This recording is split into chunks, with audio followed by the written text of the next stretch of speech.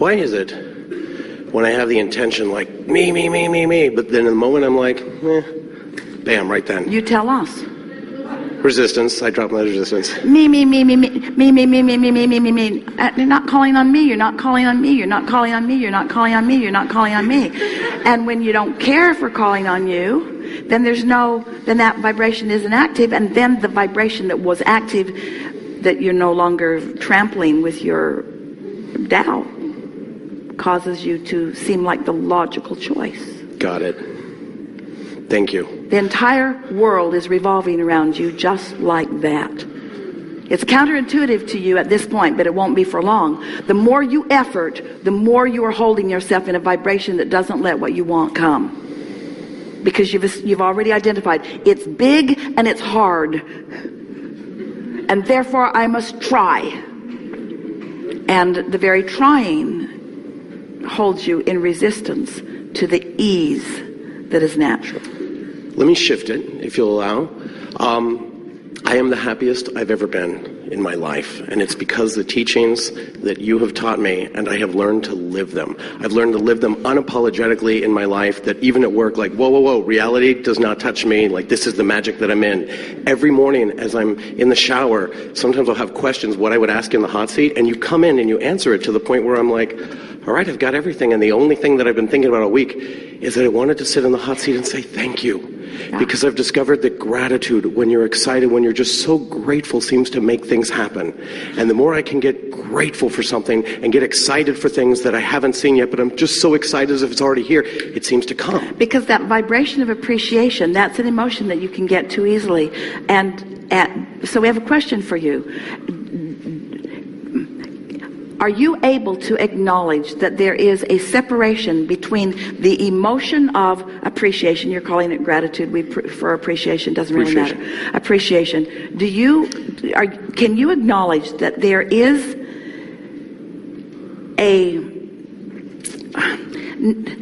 that you don't need something to specifically be in the moment of appreciating to feel appreciation? Yes, that you can actually feel it before it comes.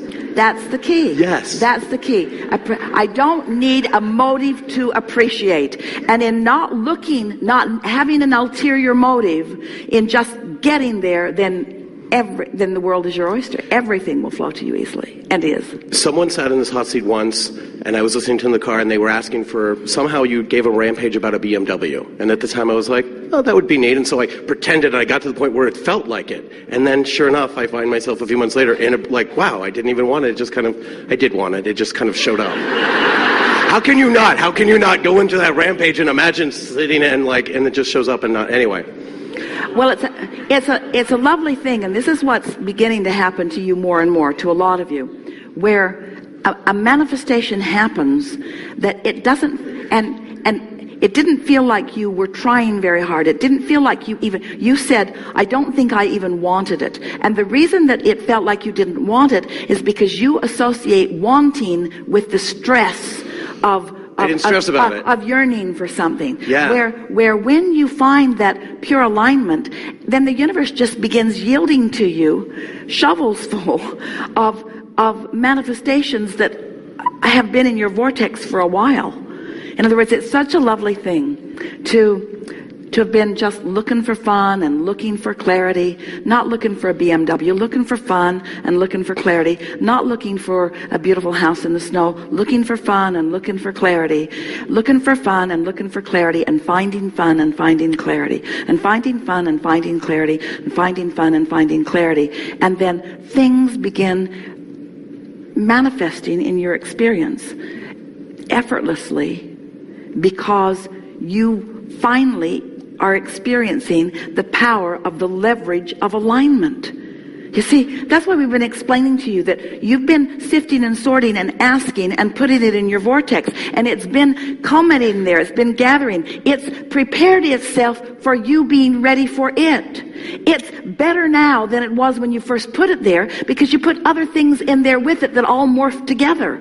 And so your vortex, your vibrational reality, is ready to burst onto the scene in the moment that you vibrationally stop disallowing it. So this is the piece. This is another key that this gathering will help you hear in a very strong way. Humans often think that if they've got their sights on something, that they must find a way to think about that, think about that, think about that, think about that, think about that, think about that, and rein it in like a fish on a line. It's not like that at all. It's that once you have set your sights on it and it's in your vortex, now your work is to chill. Your work is not to figure out what the path is. The path is being revealed to you. You just have to figure out how to be receptive to the information about the path. Can you feel the difference about that? And the thing that trips you up, we're trying to demonstrate it for you here. So there is a vibration that becomes a thought. That's momentum worth celebrating. But humans don't want to celebrate it until it's in the garage. So, since it's not in the garage, you mess this up. And since it's not in the garage, you mess this up. And since it's not in the garage, you get another job. And since it's not in the garage, you work harder. And since it's not in the garage, you try to find all the behavior to get it in the garage. And all the stuff that you do to try to get it in the garage causes you to keep messing this up. You see what we're getting at? So if you can just find things that are easy to feel good about, then everything that you want will come into full fruition. You'll find it all in the garage. When you find it in the garage, and for me, I almost made a wish, just like I had seen people lose weight, and it gave me the wow, if they can do it, I can too. Yeah. I thought maybe it would be valuable if I lived such a magical, fun, happy life, I could show people it was true. And that seems to be the case, but it's like an on or off. Sometimes at a party, I'm like, don't ask me if you don't want to know, because I start to talk about Abraham, it's like I blast people and I feel it like, almost like a dimmer switch. Do you know that everything is so amazing and so happy? Sometimes I almost want to hold it in until at a party hey, how's your life going? Wah! And then I tell them and I can see them run away. They don't want to hear that sometimes. Well, they want to hear it, but here's the thing. They disconnect because they hear your words and they see your results. And this is the thing we've talked about here today. There's such a feeling of urgency to close that gap, to get to where I want to be, where what we're wanting to emphasize is that this is the only gap that you can close. In other words, the only gap that you have the ability to close right now is the gap between vibration and emotion. You can close that gap right now. You can accomplish the emotional manifestation. If you can hear this, you have the ability today to accomplish the emotional manifestation. And if you do it and do it and do it and do it and do it and do it, law of attraction will take you all the way to the fulfilling culmination of everything that you want. But if you miss that step, if you try to jump, if you say, give me this and then I'll feel this, it doesn't work. Give me the manifestation and then I'll feel the emotion. That's backwards. Find the emotion, and the manifestation is the momentum that will follow every single time. And once you get that, we've never said it more clearly, you've never heard it more clearly. Once you get it into alignment like that, then so much that's been in your vortex. You see, that's what people mean when they say, oh, I found you and now I'm happier. All that happened in their meeting of us is that we helped them to settle in to their natural vibration of allowing what they had already done all the work about. The work's already done. You got here, you explored, you asked, you filled your vortex full of so many things that are important to you. And now, as you find a way to just chill a little and reach for that unconditional emotion. I'm not happy because a BMW is on the way. I'm happy because I want to be happy. I'm not happy because I found my perfect mate or because my perfect mate is on the way. I'm happy because I'm happy. I'm happy because I'm happy. Turns out your necklace is the key.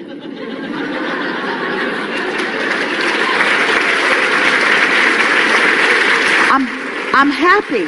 I'm happy. I'm happy because I want to be happy. And when I wasn't happy, I thought thoughts that made me feel more happy. And it didn't happen all at once. But over time, I developed an intense determination to do the work that I can do, to control the only thing that I can control, which is my mood. And now you understand the physics behind it. You know that vibration is turning into thought and emotion is right there with the thought. And that's the manifestation you're reaching for. And if you will leave it at that, if people say, what do you want? You say, I want to be happy. And they say, well, what makes you happy? And you say, being happy.